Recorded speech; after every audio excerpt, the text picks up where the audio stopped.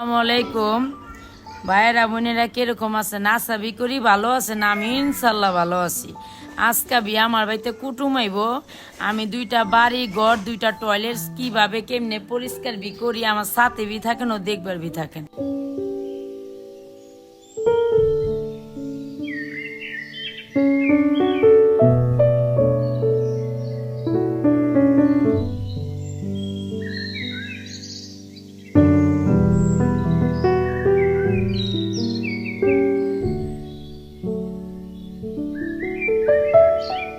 আমি আগে বেসিনটার ভিতরে হারপিক মাইখা পরে আবার বাথরুমটা দুইবার গেলাম গা।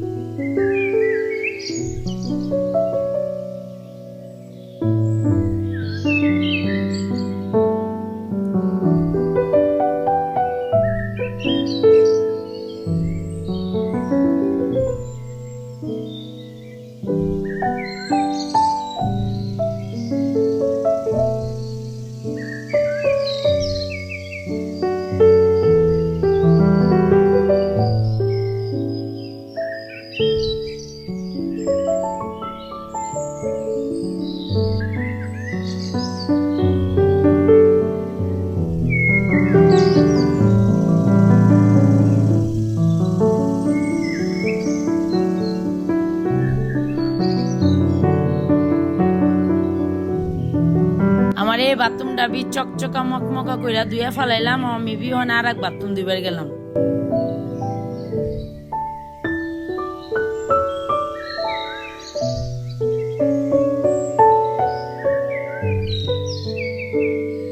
ওই বাথরুমের কমরটা ধুইয়া ফেলাইছে, আমি পেলার বাথরুমটাও ধুইয়া ফেলাম।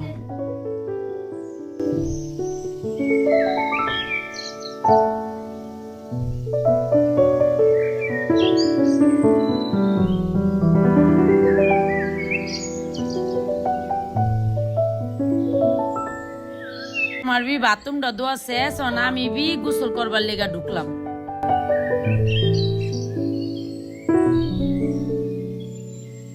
বাড়ি ঘর সব পরিষ্কার করলাম, বাথরুম পরিষ্কার করে ধুইয়া ফেলাইলাম। গোসলটাও কইরা ফেলাম। বাথরুম ধুইয়া গোসল না কইরা তো থাকুন যায় না।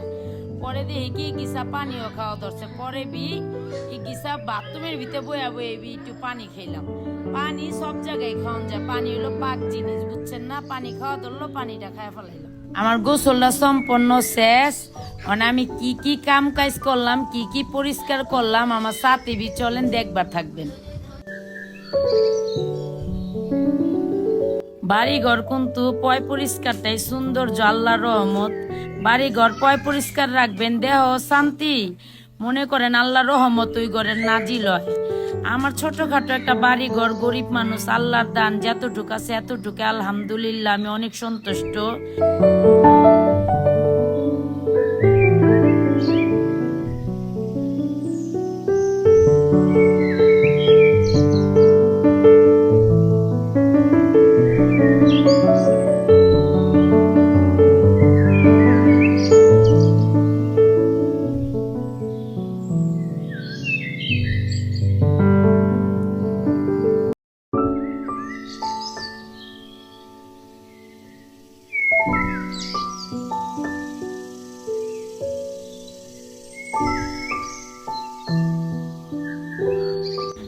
আমার ঘরে আল্লাহর রহমতে যে কুটুমগুলো আইব তার একটু পর্দা সহকারে থাকে, এই কারণে আমি এগো দেখাইবার পারুম না।